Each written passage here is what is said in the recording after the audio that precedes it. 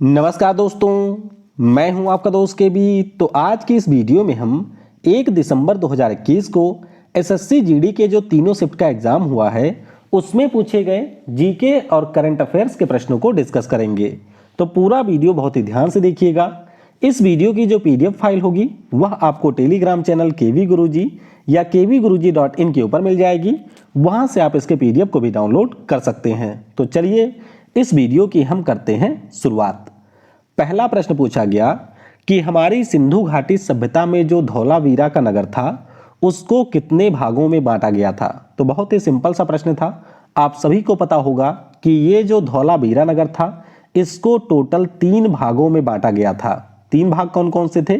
तो एक तो था राजा का महल जैसे हो गया, यानी कि जहां पर राजा वगैरह रहते थे, ये आपके ऊंचाई पर होता था, इसे सीटाडेल कहा जाता था। उसके बाद में जो अन्य अधिकारियों का स्थान होता था ये सेकंड था, और फिर हमारे अन्य लोगों का स्थान था। तो इस प्रकार से धौलावीरा को टोटल 3 भागों में बांटा गया था। धौलावीरा को इस साल यूनेस्को के हेरिटेज में भी शामिल किया गया है, ये भी आपको ध्यान रखना है। और इसकी जो खुदाई की है वो की गई थी RS बिष्ट साहब की अगुवाई में। तो ये सारी चीजें आपको ध्यान रखनी है। अगला प्रश्न पूछा गया कि इस साल इमा रादुकानु जो कि ब्रिटेन की हैं, इन्होंने किस खिलाड़ी को हराकर यूएस ओपन जीता है। तो इन्होंने किसको हराया था? नाम इनका है लीला फर्नांडीज। क्या नाम है? लीला फर्नांडीज इनका नाम है। ये अमेरिका की महिला खिलाड़ी हैं और इन्हीं को हरा करके इमा रादुकानु जो कि ब्रिटेन की हैं, उन्होंने अपना पहला यूएस ओपन का खिताब जीता है। उसी प्रकार से अगर हम लोग इस साल के यूएस ओपन पुरुष एकल की बात करें तो इसे जीता है डेनियल मेदवेदेव ने। किसने जीता? डेनियल मेदवेदेव ने जीता, और इन्होंने नोवाक जोकोविच को हराया था। अगला प्रश्न पूछा गया था कि यदि कोई स्त्री के गर्भपात को उसकी जान बचाने के अलग उद्देश्य से कारित करता है तो उस पर आईपीसी की कौन सी धारा लगती है। तो ध्यान रखिएगा, यहां पर लगता है सेक्शन 312। मुझे लगता है कुछ यूपीएसआई वाले एग्जामिनर हैं जिन्होंने इस प्रश्न को सेट कर दिया है आपके जीडी वगैरह में। नहीं तो आपके जीडी में इससे पहले आईपीसी वगैरह से प्रश्न नहीं पूछे जाते थे। इसी साल आपके 2-3 प्रश्न आईपीसी से पूछे गए हैं। अब यहाँ पर आपको थोड़ा सा ध्यान रखना है। देखिए, मान लीजिए कोई भी व्यक्ति है जो कि किसी स्त्री का गर्भपात करवाता है और वहां पर उस स्त्री की कंसेंट ली जाती है, तो उस स्थिति में जो सेक्शन लगता है वह आपका 312 है। लेकिन अगर यहाँ पर किसी भी स्त्री की सहमति नहीं ली जाती है और उसके सहमति के बगैर अगर कोई यहाँ पर गर्भपात करवाता है तो उसके ऊपर लगता है सेक्शन 315। तो ये आपको ध्यान रखना है। फिर एक प्रश्न पूछा गया था कि भारत में कितनी ऐसी फसल हैं जिनको मिनिमम सपोर्ट प्राइस यानी कि न्यूनतम समर्थन मूल्य के ऊपर रखा गया है। तो ऐसी फसलों की संख्या टोटल है 23। कितनी फसलें हैं?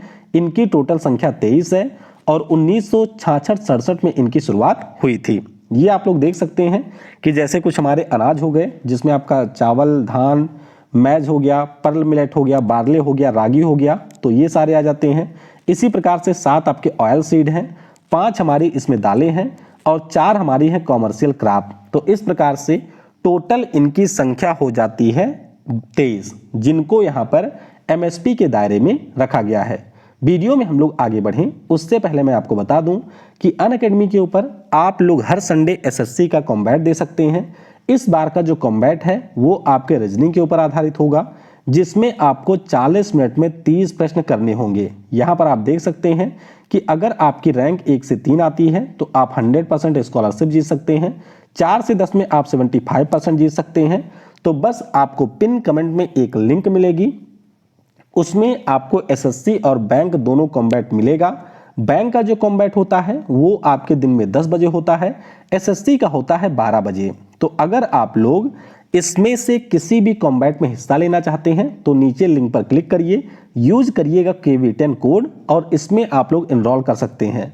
अगर मान लेते हैं कि आपने यहाँ पर कोई प्राइज नहीं जीता तो भी आपकी बहुत ही अच्छी खासी प्रैक्टिस यहाँ पर हो जाएगी। तो नीचे आपको लिंक मिल जाएगा पिन कमेंट में, वहां से आप इसे चेकआउट कर सकते हैं। बाकी अनअकैडमी के ऊपर मेरी भी लाइव क्लास होती है, तो अगर आप लोग मेरी फ्री क्लासेज को ज्वाइन करना चाहते हैं तो आपको डिस्क्रिप्शन में मेरी प्रोफाइल का लिंक मिलेगा, उस पर क्लिक करिए और आप अनअकैडमी पर मेरी फ्री क्लासेज भी ज्वाइन कर सकते हैं। अनअकैडमी पर अगर आपको कोई भी सब्सक्रिप्शन लेना है तो आपको सिंपली यूज करना है कोड KV10। इससे आपको 10% का डिस्काउंट मिलेगा। फिर भी अगर आप 25 से 30% तक का डिस्काउंट चाहते हैं तो आप लोग इस व्हाट्सएप नंबर के ऊपर मुझसे कांटेक्ट कर सकते हैं। अगला प्रश्न पूछा गया कि 13 शतक लगाने वाले पहले भारतीय क्रिकेटर कौन हैं? तो ध्यान रखिएगा, टेस्ट क्रिकेट में 13 शतक लगाया है वीरेंद्र सहवाग ने। इनके नाम पर भारत की तरफ से 2 तिहरे शतक का रिकॉर्ड है। हालांकि वीरेंद्र सहवाग के अलावा एक खिलाड़ी हमारे और हैं। क्या नाम है उनका? तो उनका नाम है करुण नायर। तो इनका भी नाम आप लोग ध्यान रखिएगा। वीरेंद्र सहवाग और करुण नायर हमारे देश से 2 खिलाड़ी टेस्ट मैच में 13 शतक लगा चुके हैं। फिर एक प्रश्न पूछा गया था कि पत्रकारों के खिलाफ अपराधों की समाप्ति के लिए जो अंतर्राष्ट्रीय दिवस होता है ये आपका हर साल कब मनाया जाता है? तो ये जो दिवस है हर साल आपके 2 नवंबर को मनाया जाता है। तो सही उत्तर हो जाएगा 2 नवंबर। अच्छा, पत्रकारों की बात हुई है तो एक आपका विश्व प्रेस फ्रीडम डे भी मनाया जाता है और ये दिवस हर साल होता है 3 मई को। तो इसके बारे में भी आप लोग थोड़ा ध्यान रखेंगे। अगला प्रश्न पूछा गया कि जो लोहड़ी का त्योहार है ये आपके कब मनाया जाता है, यानी कि माह पूछा गया था। तो लोहड़ी के त्योहार की बात करें तो ये हमारे फसल से जुड़ा हुआ एक त्योहार है।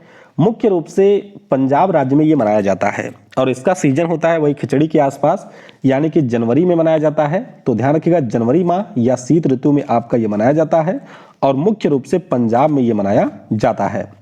फिर एक प्रश्न पूछा गया था कि अगस्त 2020 में रेपो दर क्या थी? तो ध्यान रखिएगा, पिछले साल जो रेपो दर थी ये आपकी थी 4%। अच्छा, क्या होता है रेपो दर? तो यह आपकी वह रेट होता है जिसके ऊपर हमारे देश का जो केंद्रीय बैंक है यानी कि रिजर्व बैंक ऑफ इंडिया ये आपके अन्य बैंकों से लेता है ऋण। तो ध्यान रखेंगे आप लोग रेपो दर के बारे में कि ये पिछले साल 4% थी। अच्छा, इस समय रेपो दर कितना है ये आप लोग नीचे कमेंट में बताइएगा। फिर एक प्रश्न पूछा गया कि भगवान महावीर का जन्म कहां पर हुआ था? तो भगवान महावीर का जो जन्म है वो कुंडल ग्राम में हुआ था जो कि बिहार के वैशाली जिले में स्थित है। तो कुंडल ग्राम हो जाएगा इसका सही उत्तर। अब भगवान महावीर स्वामी की बात हुई है तो इनके बारे में कुछ महत्वपूर्ण चीजें जान लीजिए। जैसे कि इनके बचपन का नाम वर्धमान था। जैन धर्म के ये हमारे 24वें तीर्थंकर थे।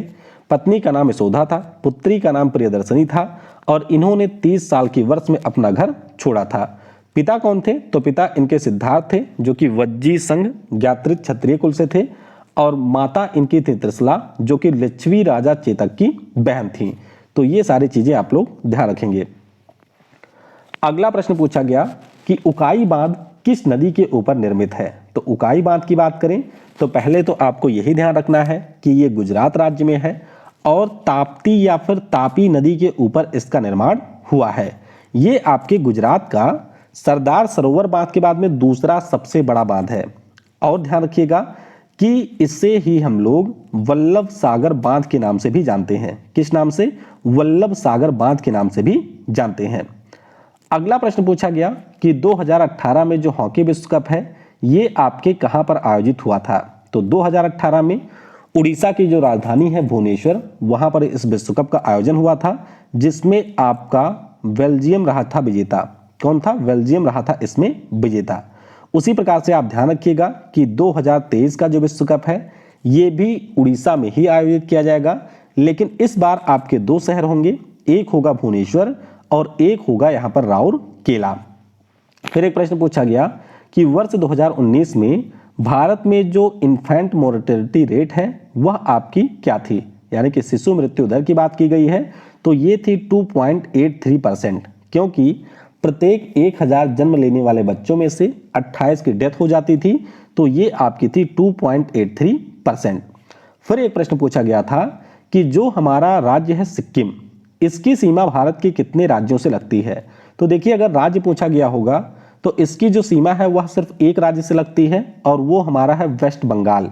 लेकिन अगर आपसे यहाँ पर देश पूछा गया होगा तो 3 देशों से इसकी सीमा लगती है। देखिए, ये छोटका सा सिक्किम है तो यहाँ पर है नेपाल, ऊपर आपका चाइना है और ये है भूटान। तो देशों में 3 और नीचे सिर्फ है आपका पश्चिम बंगाल। तो ऑप्शन 1 या फिर 3 होगा करेक्ट। फिर एक प्रश्न पूछा गया कि प्लासी का जो युद्ध है ये किस नदी के किनारे हुआ था? तो ध्यान रखिएगा, वैसे तो ये गंगा नदी के किनारे ही हुआ था, लेकिन आपको पता होगा कि गंगा जब बंगाल में हमारे पहुंचती है तो ये जब मुड़ती है कलकत्ता की तरफ तो इसका नाम हो जाता है हुगली। क्योंकि प्लासी की अगर हम लोग बात करें तो वेस्ट बंगाल का जो इस समय नदिया जिला है उसी में आपको प्लासी देखने को मिलेगा। तो हुगली रिवर या अगर आपका भागीरथी रिवर है तो वो हो जाएगा यहाँ पर करेक्ट। 23 जून 1757 को ये युद्ध हुआ था। आपको पता होगा कि अंग्रेजों की तरफ से रॉबर्ट क्लाइव ने इसको लीड किया था और बंगाल के जो नवाब थे सिराजुद्दौला, उन्होंने बंगाल की तरफ से लीड किया था। इस युद्ध में सिराजुद्दौला की हार हुई थी। फिर एक प्रश्न पूछा गया कि व्यापार सुगमता सूचकांक, जिसे आप लोग ease of doing business report कहते हैं, इसमें भारत का स्थान क्या था? तो पिछले साल ये रिपोर्ट आई थी, तब इसमें भारत का स्थान था 63। क्या था हमारा स्थान? 63 था। विश्व बैंक के द्वारा ये रिपोर्ट हर साल जारी किया जाता था, लेकिन इस साल थोड़ा सा जो विश्व बैंक है वो गुस्सा गया है। उन्होंने कहा है कि बहुत सारे देश हैं जो डेटा अपना गलत देते हैं, तो इसीलिए अब हम लोग इस रिपोर्ट को नहीं जारी करेंगे। तो ये भी आपको ध्यान रखना है। अगला प्रश्न था कि अनुच्छेद 352 जब लागू होता है तो इससे क्या प्रभावित होता है? ध्यान रखिएगा कि संविधान का जो अनुच्छेद 352 है इसका संबंध नेशनल इमरजेंसी यानी कि राष्ट्रीय आपातकाल से है। तो जब हमारे देश में नेशनल इमरजेंसी लागू हो जाता है तो अनुच्छेद 20 और 21 को छोड़ करके जितने भी हमारे मौलिक अधिकार हैं वो सारे हो जाते हैं यहाँ पर सस्पेंड। तो ध्यान रखिएगा, मौलिक अधिकारों पर इससे प्रभाव पड़ता है। फिर एक प्रश्न पूछा गया कि हरियाणा में जो सूरज कुंड का मेला लगता है ये कौन से माह में आयोजित होता है? तो सूरज कुंड के मेले की बात करें, ये होता है आपके फरवरी माह में। हरियाणा का जो फरीदाबाद जिला है वहां पर हर साल इसका आयोजन किया जाता है और इस साल 1 से 15 फरवरी तक इसका आयोजन हुआ था। अच्छा, एक इसमें विषय राज्य भी होता है, तो ध्यान रखिएगा, पिछले साल तो विषय राज्य था हिमाचल प्रदेश 2020 में, और इस साल इसमें जो विषय राज्य था वो आपका था राजस्थान। अगला प्रश्न पूछा गया कि जो हमारे यहाँ पर स्पोर्ट्स अथॉरिटी ऑफ इंडिया है जिसका हेडक्वार्टर दिल्ली में है, उसके पिछले साल तक अध्यक्ष कौन थे? तो अभी भी अध्यक्ष उसके वही हैं, संदीप प्रधान इनका नाम है। तो जरूर इनके बारे में आप लोग ध्यान रखिएगा। फिर एक प्रश्न पूछा गया कि लाला लाजपत राय निम्नलिखित में से किससे प्रभावित थे? तो जो हमारे रामकृष्ण परमहंस जी का था आर्य समाज, उससे ये काफी ज्यादा प्रभावित थे। तो ध्यान रखिएगा, आर्य समाज से ये प्रभावित थे। फिर एक प्रश्न पूछा गया कि छत्तीसगढ़ राज्य की स्थापना कब हुई थी? तो 1 नवंबर 2000 को छत्तीसगढ़ राज्य की स्थापना हुई थी। कब? 1 नवंबर 2000 को। अगला प्रश्न पूछा गया कि पिछले साल नवंबर में WHO का जो एग्जीक्यूटिव बोर्ड है उसके 147वें सत्र का आयोजन किया गया। तो आपको बताना था कि इसके अध्यक्षता किसने की थी। तो वर्चुअली ये आयोजित हुआ था और हमारे जो उस समय के स्वास्थ्य मंत्री थे वो WHO की महासभा के अध्यक्ष थे, तो उन्हीं के द्वारा इसकी अध्यक्षता की गई थी। ध्यान रखिएगा कि WHO की जो इस समय की महासभा है उसके अध्यक्ष बन गए हैं डॉक्टर पैट्रिक अमोद, जो कि है केन्या देश से। तो इनका नाम भी आप ध्यान रखेंगे। फिर एक प्रश्न पूछा गया कि साल्ट पीटर के नाम से किस रासायनिक यौगिक को जाना जाता है? तो साल्ट पीटर के नाम से जाना जाता है पोटेशियम नाइट्रेट को। इसका फार्मूला होता है KNO3, जहां पर पोटेशियम आपका होता है पॉजिटिव चार्ज और जो नाइट्रेट आयन है ये होता है नेगेटिव चार्ज। अगला प्रश्न पूछा गया था कि उत्तराखंड राज्य की स्थापना कब हुई थी? तो देखिए, नवंबर 2000 में आपके 3 राज्य बने थे।